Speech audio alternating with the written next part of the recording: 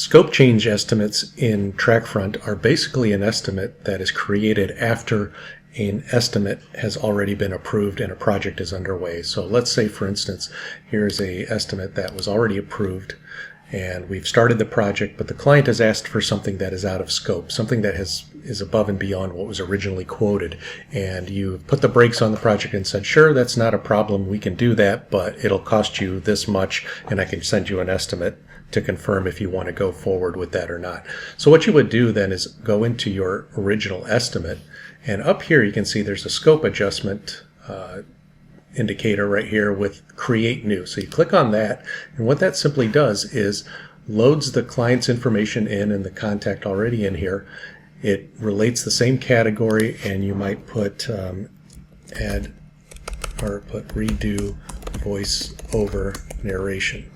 It could be the change that they requested, and let's say you just simply add this additional VO in here.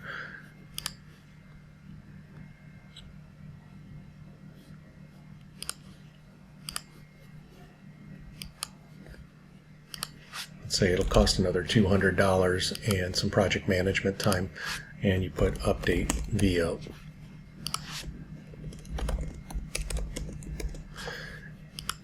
You can add the same terms and conditions. Again, this is treated just like another estimate, even though you'll see it'll be tied to the original estimate, and then you'll hit send.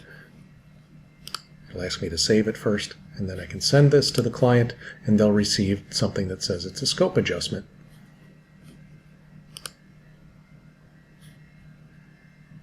And now, if I go up here to the original estimate, I see the original estimate and the scope adjustment with the plus sign, which indicates that there are related estimates. You can expand either one and it relates to the other one.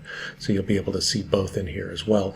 And then on the project side, this additional estimate, the scope adjustment, will get added as a separate budget item into there, so you can track the scope adjustment in terms of the entire budget as well.